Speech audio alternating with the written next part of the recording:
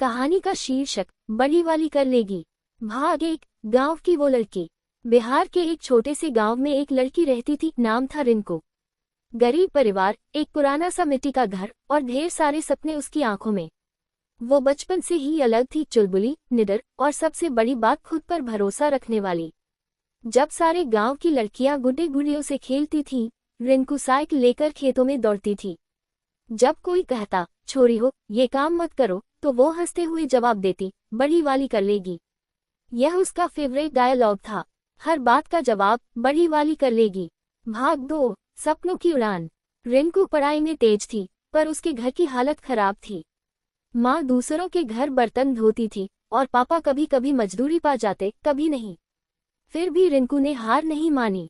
एक दिन गांव में एक महिला अफसर आई। उन्होंने बच्चों को मोटिवेट किया कि शिक्षा से सब कुछ मुमकिन है। रिंकू के दिल में कुछ चिंगारी सी जल उठी। उसने फैसला किया, इस अफसर बनना है।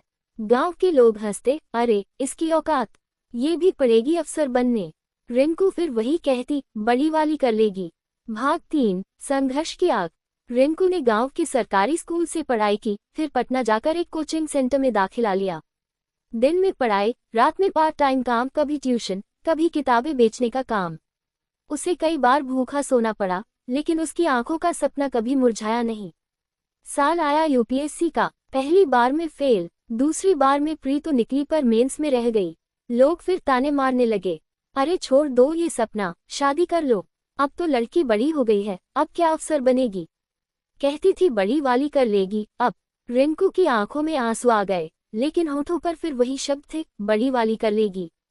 भाग 4। जीत की कहानी। तीसरी बार उसने जान लड़ा दी। दिन रात पढ़ाई की, न कोई तीज न त्योहार, सिर्फ किताबें, लक्ष्य और आत्मविश्वास। और जब रिजल्ट आया, A34, रिंकू कुमारी, बिहार। गांव के लोग जो ताने मारते थे, अब मिठाइयां बांटने लगे। माँ की आंखों से आंसू थमने का नाम नहीं ले रहे थे, इस बार खुशी के थे। जब वो ट्रेनिंग के लिए मसूरी गई, गांव की लड़कियां उसे देखकर बोलती, हम भी रिंकू दीदी जैसे बनेंगे। रिंकू मुस्कुराई और बोली, बड़ी वाली कर लेगी ना बेटा। सीख, हर लड़की में ताकत होती है दुनिया बदलने की। लोग रोकने की कोशिश करेंगे, लेकिन अगर हिम्मत और मेहनत साथ हो, तो बड़ी वाली सच में कर लेती है।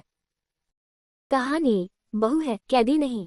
गांव के सबसे बड़े और पुराने घर में रहने वाली सावित्री देवी का नाम पूरे इलाके में सम्मान से लिया जाता था। उनके बेटे रमेश की शादी 2 साल पहले शहर की पढ़ी लिखी लड़की आरती से हुई थी। आरती एक स्मार्ट, आत्मनिर्भर और समझदार लड़की थी।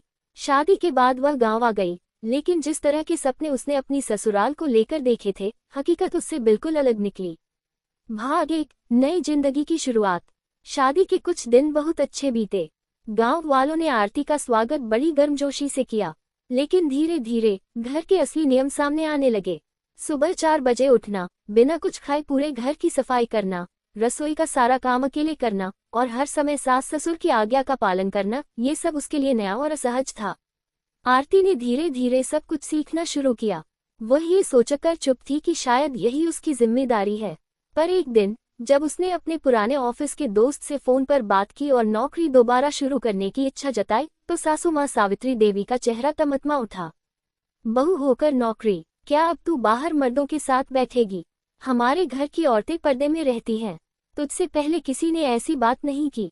आरती चुप रही, लेकिन उसके भीतर कुछ टूटने लगा। भाग 2। सवाल उठते हैं। आरती ने रमेश से बात की, मैं सिर्फ बहू नहीं हूँ रमेश, मैं एक इंसान भी हूँ। क्या मुझे अपने सपने जीने का हक नहीं? रमेश असमंजस में था। वह माँ की बातें काट नहीं सकता था, लेकिन वह आरती के दर्द को भी समझता था। उसने आरती से वादा किया कि वह सब ठीक करने की कोशिश करेगा, लेकिन कुछ बदलता नहीं दिखा। एक दिन सावित्री देवी ने आरती को ताला लगाकर कमरे में बंद कर दिया, क्योंकि उसने सुबह पूजा में थोड़ी देर कर दी थी। आरती के आंसू बह निकले। वह सोचने लगी, क्या शादी के बाद एक औरत की अपनी कोई आजादी नहीं होती? भाग 3। परिवर्तन की ओर। आरती ने फैसला लिया। अगले दिन उसने अपने कमरे में सफेद चादर पर लाल रंग से लिखा, बहू है, कैदी नहीं। उसने ये चादर घर के बाहर आंगन में टांग दी। गांव की औरतें देखने लगी, बातें होने लगी। कोई चौंका, कोई चुप रहा, लेकिन बहस शुरू हो गई। सावित्री देवी को यह अपमान लगा। तू हमारे कुल का नाम मिट्टी में मिला रही है, उन्होंने चिल्लाते हुए कहा।